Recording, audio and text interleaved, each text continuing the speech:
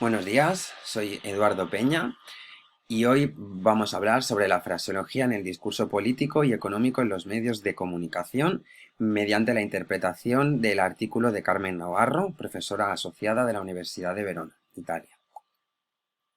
Para comenzar, un pequeño índice donde presento los puntos que vamos a tratar durante la sesión.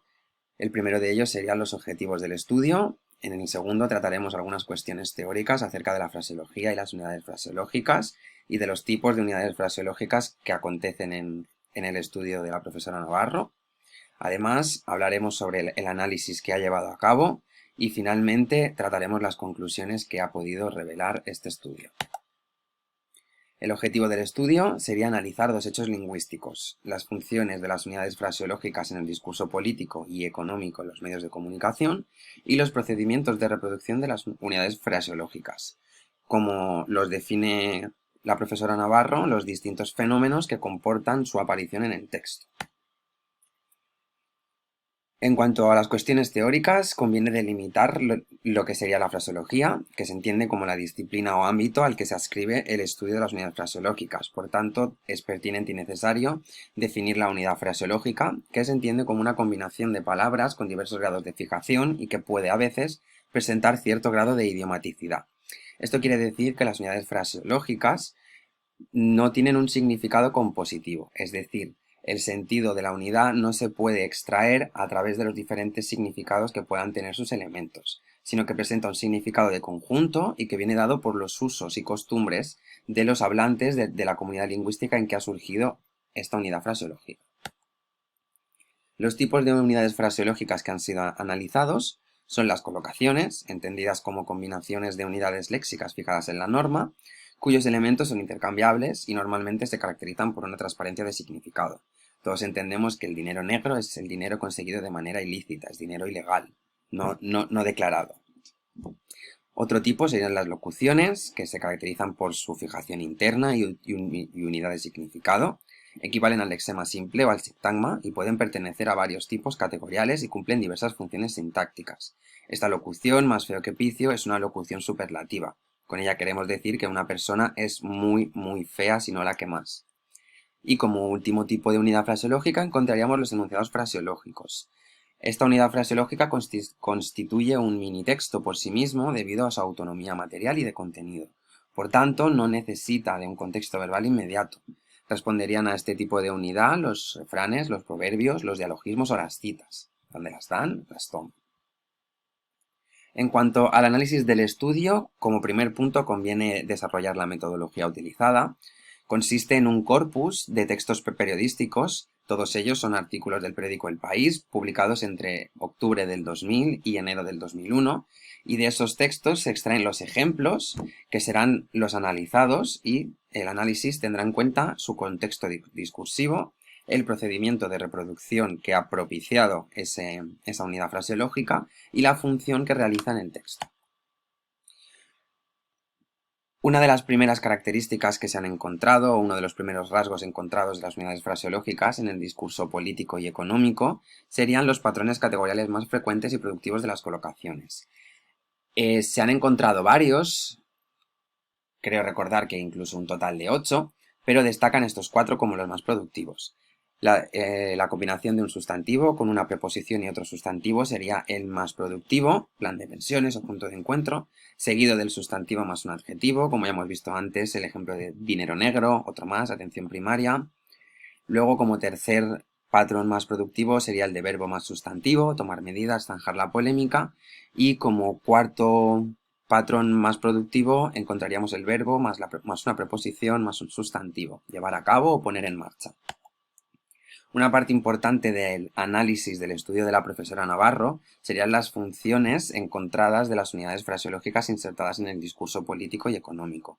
La primera de ellas sería facilitar y simplificar tanto la formulación del mensaje como la recepción de este. Es decir, mediante una unidad fraseológica somos capaces de trasladar el significado del mensaje que queremos transmitir de una manera más eficiente a nuestro receptor. Aquí un ejemplo: hacer de tripas corazón parece ser la medicina que se han recetado los 11, haría referencia a la inferioridad del euro ante el dólar. Otra función sería la connotación. Las unidades fraseológicas incluyen marcas diasistémicas diatópicas o diastráticas. Importar un carajo sería una marca diastrática porque es de registro vulgar, o fue como una pizca de ají sería una marca diatópica, pues hace referencia a la variedad dialectal chilena, puesto que el artículo del que se sustrae este ejemplo hablaba de Chile.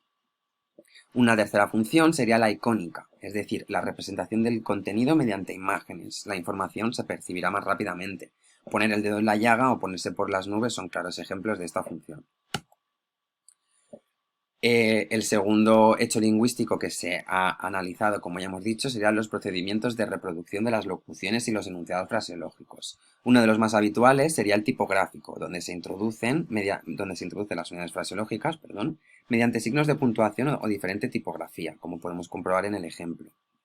Otro procedimiento sería remarcar la función semántica. Se suelen introducir con los membretes según el dicho, según el refrán, como suele decirse, el dicho que afirma, el dicho que dice.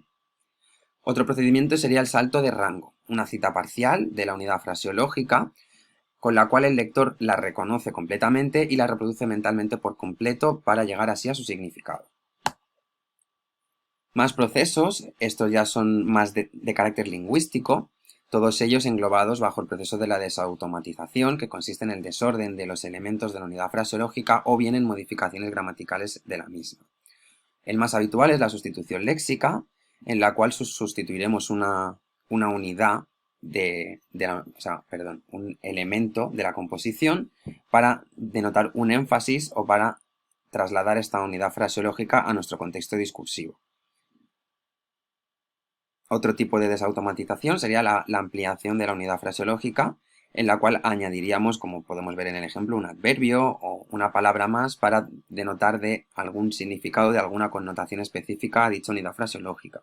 De la misma manera que podemos ampliar, también podemos reducir y sobre todo se hace en titulares por una cuestión de economía del lenguaje. Como última desautomatización encontraríamos la flexión gramatical. Como bien se sabe, todas las unidades fraseológicas que incluyen verbos se introducen en los repertorios lexicográficos mediante su forma en infinitivo, pero es cierto que si es una necesidad discursiva, algunas permiten la flexión verbal, como podemos comprobar en este ejemplo.